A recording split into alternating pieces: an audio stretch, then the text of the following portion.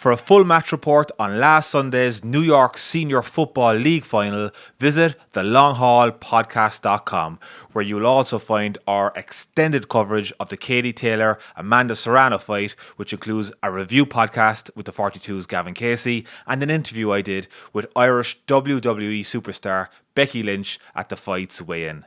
And don't forget to hit that subscribe button. So I'm here with Brooklyn manager Tommy McConvey after the 2022 New York Senior League final at Gaelic Park, where Brooklyn Shamrocks, who Tommy is manager of, just edged Westmeath in a cracking game. Tommy, how do you feel the game went overall? It was nip and tuck for a large part, and he just edged it, just held on at the end. It was, Michael. It was actually, it was a very competitive game of football. I thought the quality out there was pretty good. The scores were, they were free flowing. It was back and forth. There's a lot of players involved with both teams that were involved with the New York panel, so you could tell there was a right bit of fitness out there. Look, we're happy to get the win, and it's always nice to put the hard work in and get something out at the end of it. So yeah, we're happy. Westmeath lost their midfielder there just before half time and played the second half with, just in case people don't know, it was 13 aside for the league. It's always 13 aside for the league, and in the second half with the extra man, it didn't really make a count until right at the end. Tommy, he had a penalty within the first couple of minutes, which was well saved. Medine had a penalty saved, and talk me through how the game went from there. That's it, Michael.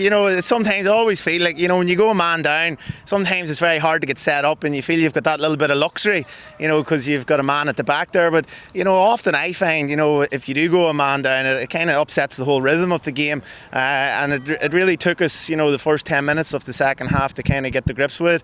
But then I feel like, as you say, 13 aside, towards the end, maybe that extra man did start to pay off. We were able to bring in a couple of subs, kind of freshen things up a bit.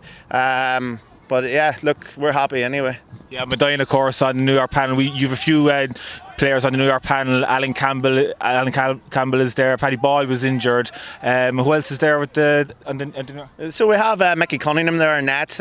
So we're kind of blessed. We're the New York team, I think 1, 3, 6. We're kind of down the middle for the New York team, so that's pretty much where we're laying out here as well. Look, right from Mick and nets there, Niall Medine. Look, Moo as we call him. He's a fantastic footballer, and if you have him in your team and the boys can look up and kick the ball into him, you've always got a chance of winning. So, and he's playing great football at the minute. You could see it in the New York game actually, and it's transferred to the first few league games we've had. He's just been spectacular. So it's just bringing boys in now around him and trying strengthen the whole team from 1 through under the entire squad as well.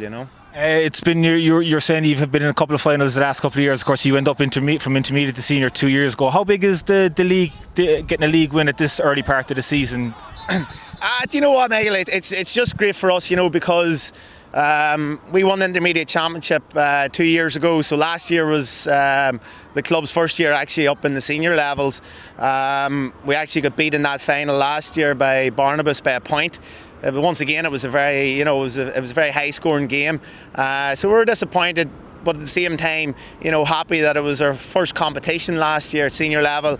We got to the final of the league. The championship just didn't work out for us with a lot of injuries. So, we're happy. We were happy to get back into a final again, but more happy to win it. So that's actually the club's first title at senior level. So it's probably a historic day. Look, we'll not put too much emphasis on the league because it is what it is, but at the same time, it's something we're very happy to win and roll with it. Tell me about the history of the Brooklyn Shamrocks club, Tommy. I believe in the 1950s, 1955 they were formed, and it's up not until recently that they've been competing senior. Go back over the history of the club and some of the main movers and shakers behind the scene. Yeah, it's amazing. Look, I've been involved with the club probably I think actually 10 years now. 2012 got involved with we were actually junior B back then, and I'm not giving my age away, but I was on the twilight of my career, so I was just trying to play a bit of football just to keep fit.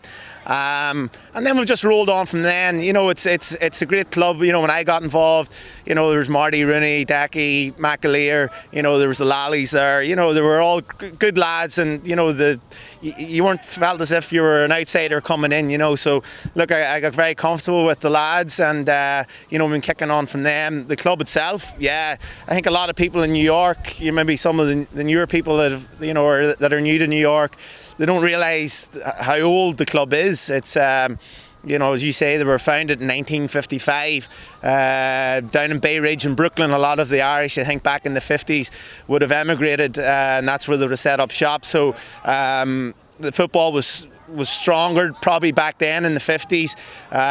There was actually a very famous Kerry guy, John Reardon, who was heavily involved with the Kerry club here, but he lived down in Brooklyn. So a lot of ones would say that maybe Brooklyn didn't progress back then because the players used to come out, and if they were good enough, he took them and played for Kerry as opposed to playing for Brooklyn. But no, we've just been going up through the gears there this past 10 years. You know, we won that Junior B in 2012. Took us a few years then to get out of Junior A. Then we won Intermediate League and Championship. So now we've got the Senior League, which is massive.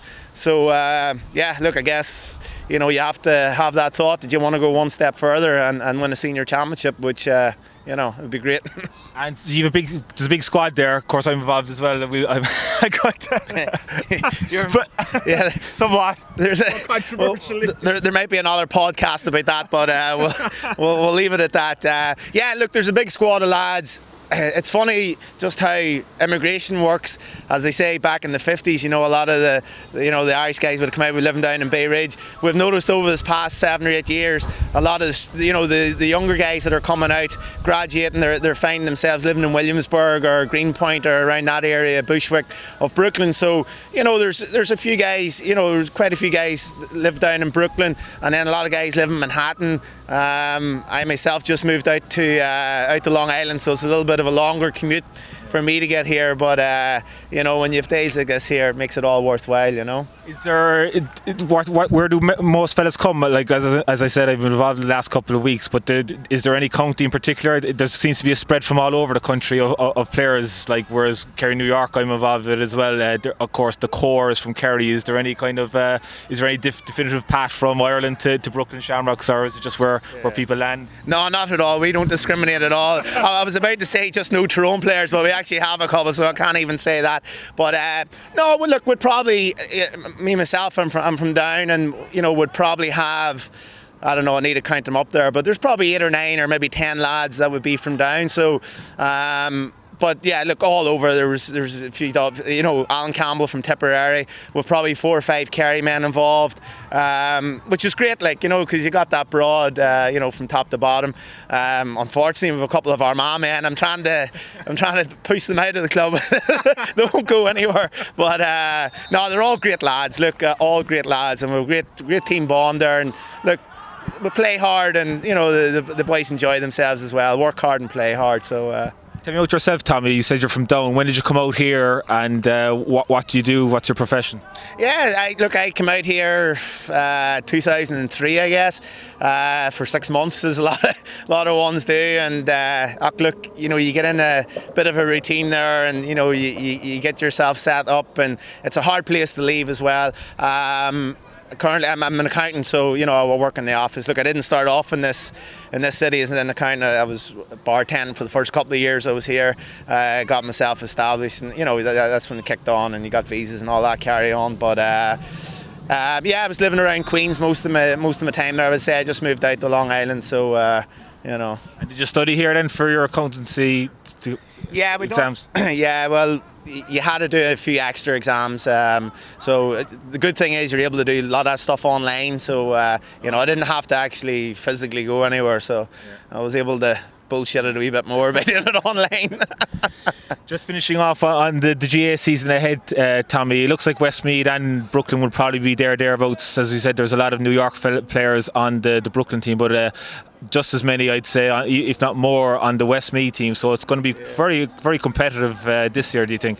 Oh, it will surely. And look here, Barnabas have won the last, St Barnabas have won the last two championships back to back. So, they have a great, they're kind of similar to us actually. They've been coming up through the ranks as well. Junior A football, we would have played each other a lot.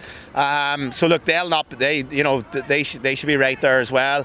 Sligo, you can never, they've been in two senior finals. So, and look, the Donegal, you never know what they're going to do. But no, it's good. Look, it's good because now we're coming out of the pandemic. A lot of clubs were struggling a lot, so I would imagine that there mightn't be a massive influx of players this summer, but I imagine there'll be a few more than there had been over this past few years. So look, once again, you don't know who's going to get off that plane and who you're going to be lined out against the first couple of weeks of July. But look, there's a lot of football to be played. Intermediate football seems pretty strong.